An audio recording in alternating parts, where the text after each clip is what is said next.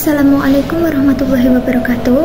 Pada mata kuliah Sosiologi Dakwah ini, kami dari kelompok 4 akan menerangkan materi mengenai karakteristik budaya masyarakat pedesaan dan pendekatan dakwah tradisional yang semarak, yang akan dijelaskan oleh saya Nova Ramadhani dan rekan saya Ahmad Athaillah.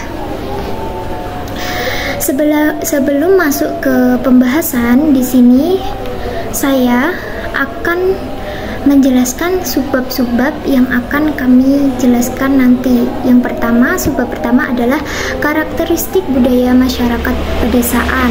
Apa saja karakter yang ada dalam masyarakat pedesaan dan bagaimana ciri-ciri masyarakat pedesaan tersebut.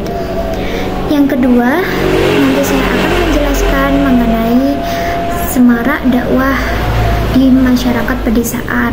Dan yang terakhir adalah pendekatan dakwah secara tradisional. Baik, langsung sebelum ke karakteristik dakwah pada masyarakat pedesaan, saya akan menjelaskan mengenai pengertian desa. Jadi, desa adalah kesatuan wilayah yang dihuni oleh sejumlah keluarga yang mempunyai sistem pemerintahan sendiri atau yang dikepalai oleh kepala desa. Dan ada juga pengertian lain menurut Undang-Undang Nomor 5 Tahun 1979, yaitu tentang pemilihan desa adalah suatu wilayah yang ditempati oleh sejumlah penduduk sebagai kesatuan masyarakat hukum yang mempunyai organisasi pemerintahan kesatuan masyarakat hukum dan langsung di bawah camat ya, dan berhak menyelenggarakan rumah tangganya sendiri dalam Ikatan Negara Kesatuan Republik Indonesia. Jadi masyarakat desa itu biasanya cenderung masyarakatnya suka bergotong royong dan kekeluargaan. Selanjutnya masuk ke materi utama, yaitu karakteristik masyarakat pedesaan. Jadi bagaimana karakter masyarakat pedesaan? Nah, desa atau yang disebut dengan kampung ini bisa diartikan adalah area pemukiman yang biasanya itu terletak di daerah dataran tinggi dan biasanya jauh dari perkotaan, dan penduduknya itu cenderung berpotensi atau berpacuan kepada alam dalam pekerjaannya seperti petani, beternak, dan juga penelayan. Dan sangat bersifat toleran dalam artian itu sangat mementingkan aspek kebersamaan dan kekeluargaan antara sesama warga di desanya. Jadi masyarakat pedesaan itu masih sangat dalam gotong royong, dalam kerjasama itu masih sangat erat sekali. Nah, desa pluralitas budaya dan agama ini belum terlalu tampak. Karena apa? Karena secara turun-temurun itu mereka berasal dari nenek moyang yang sama, sehingga mereka cenderung memiliki corak budaya bahkan keyakinan yang sama, meskipun tidak semua desa itu berkeyakinan yang sama. Maksudnya tidak semua desa itu berpacu pada nenek moyangnya, karena ada juga desa yang mungkin sudah tidak mempercayai tentang mistis-mistis, mitos atau kebudayaan yang ada pada nenek moyang itu. Hal ini terjadi karena semakin terbukanya desa-desa tersebut terhadap kebudayaan. Jadi banyak sekali budaya-budaya yang masuk ke dalam desa. Jadi mereka tidak hanya berpacuan pada desa nenek moyangnya dulu. Selanjutnya, apa saja sih ciri-ciri dari masyarakat pedesaan itu? Nah, ciri-ciri dari masyarakat pedesaan itu yaitu yang pertama, letaknya itu relatif jauh dari kota dan biasanya itu kan terletak di daerah dataran tinggi. Nah, yang kedua itu religius dan tradisional. Jadi masih erat, sangat erat menganut sistem tradisionalnya. Kemudian yang ketiga ada komunikasinya itu sederhana dan secara langsung. Jadi masyarakat pedesaan itu cenderung berkomunikasinya itu secara langsung karena ya mereka hidup dalam satu lingkup dan mereka masih sangat erat dalam bergotong royongnya, dalam kerjasamanya. Makanya mereka itu cenderung mengutamakan atau berkomunikasi secara langsung. Mohon maaf kelewat sebelumnya, itu ada mata pencaharian itu yang bertumpu pada alam. Nah, itu tadi seperti petani, beternak, dan juga nelayan karena mereka cenderung bertumpu pada alam. Nah, yang selanjutnya itu ada mobilitas sosialnya itu rendah. Jadi maksud dalam mobilitas sosial rendah itu yaitu bahwa sebagian besar penduduknya itu tetap berada dalam status sosial dan ekonomi yang sama dari generasi ke generasi, jadi tanpa banyak perubahan dari atas ke bawah. Makanya mobilitas sosialnya itu disebut rendah. Selanjutnya, memiliki keterikatan yang kuat terhadap tanah kelahirannya dan tradisi-tradisi warisan leluhur. Yang seperti yang saya jelaskan tadi, bahwasannya masyarakat pedesaan itu masih sangat kental dengan tradisi-tradisi nenek moyangnya dulu.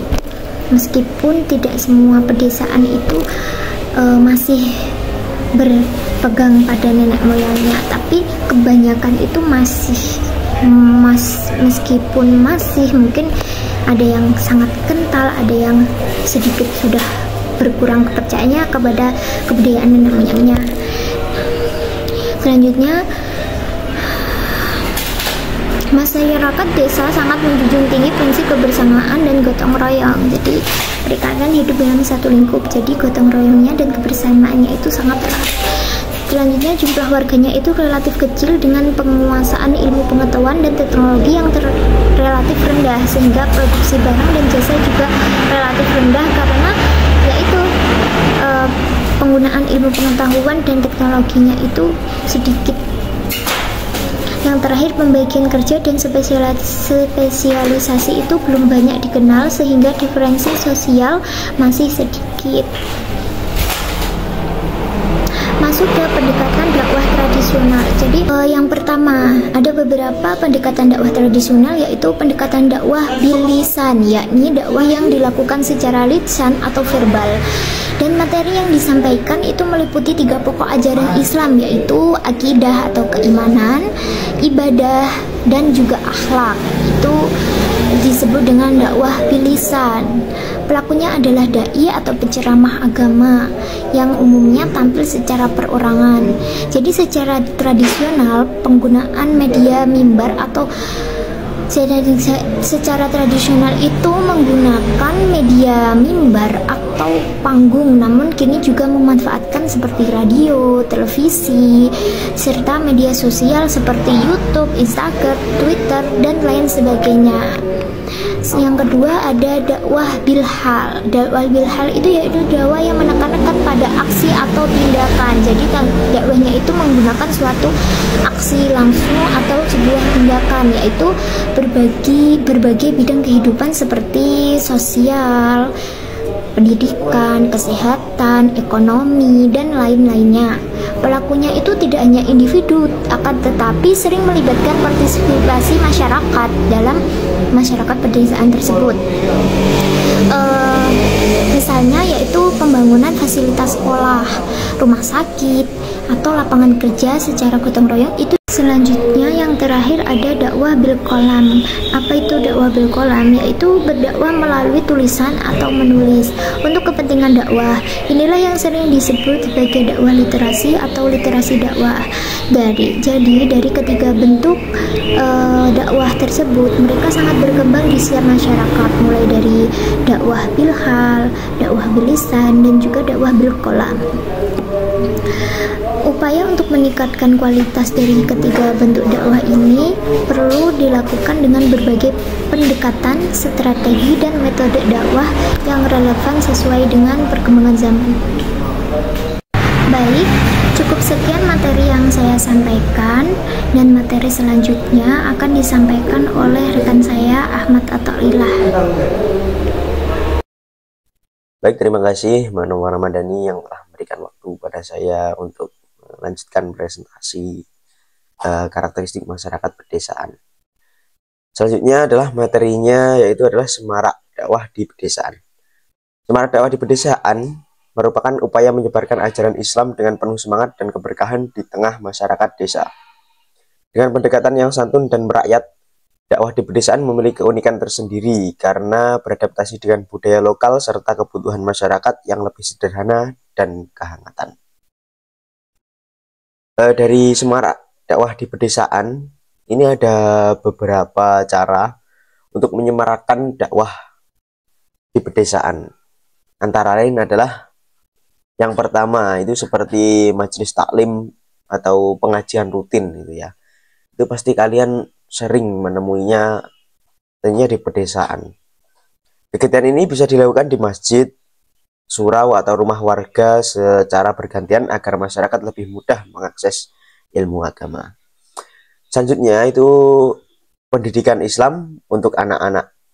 Itu mengadakan taman pendidikan Al-Quran, TPA, atau madrasah bagi anak-anak desa agar mereka tumbuh dengan pemahaman agama yang kuat. Selanjutnya yang ketiga ada dakwah kreatif dan interaktif. Dakwah kreatif dan interaktif ini menggunakan media seperti film Islami, pertunjukan seni Islami, atau permainan edukatif agar dakwah lebih menarik bagi semua kalangan. Selanjutnya ada dakwah melalui kegiatan sosial. Dakwah melalui kegiatan sosial ini mengadakan bakti sosial, santunan anak yatim, atau program berbagi sembako sebagai bentuk dakwah bilhal, atau bisa disebut dengan dakwah dengan tindakan nyata. Yang kelima ada pelatihan keterampilan berbasis syariah. Itu mengajarkan keterampilan seperti pertanian berbasis Islami, kewirausahaan yang halal, atau koperasi syariah agar masyarakat mendapatkan manfaat dunia dan akhirat. Biasanya kalau pelatihan keterampilan berbasis syariah ini di desa-desa itu banyak ya masyarakat yang mengikutinya itu biasanya. Selanjutnya yang keenam itu adalah pemanfaatan media digital. Pemanfaatan media digital ini membantu masyarakat desa mengakses ceramah dan kajian Islam melalui media sosial atau siaran radio lokal agar jangkauan dakwah lebih luas. Baik, selanjutnya adalah kesimpulan. Kesimpulannya adalah masyarakat pedesaan memiliki budaya khas yang masih kental dengan nilai kekeluargaan, gotong royong, serta norma adat yang kuat. Mereka memiliki hubungan sosial yang kuat dan pola pikir yang sederhana serta tradisional. Pendekatan dakwah tradisional lebih efektif di pedesaan karena masyarakatnya masih menghormati metode dakwah yang sudah lama dikenal, seperti ceramah, pengajian, tabligh akbar, serta menggunakan seni dan budaya lokal. Oleh karena itu, dakwah di pedesaan harus menyesuaikan dengan budaya dan kebiasaan setempat agar lebih diterima. Pendekatan yang bersifat kekeluargaan, persuasif, dan tradisional lebih berhasil dibandingkan metode yang konfrontatif atau asing bagi mereka. Terima kasih. Baiklah, demikian presentasi yang dapat kita sampaikan. Ada kurang lebihnya mohon maaf. Wassalamualaikum warahmatullahi wabarakatuh.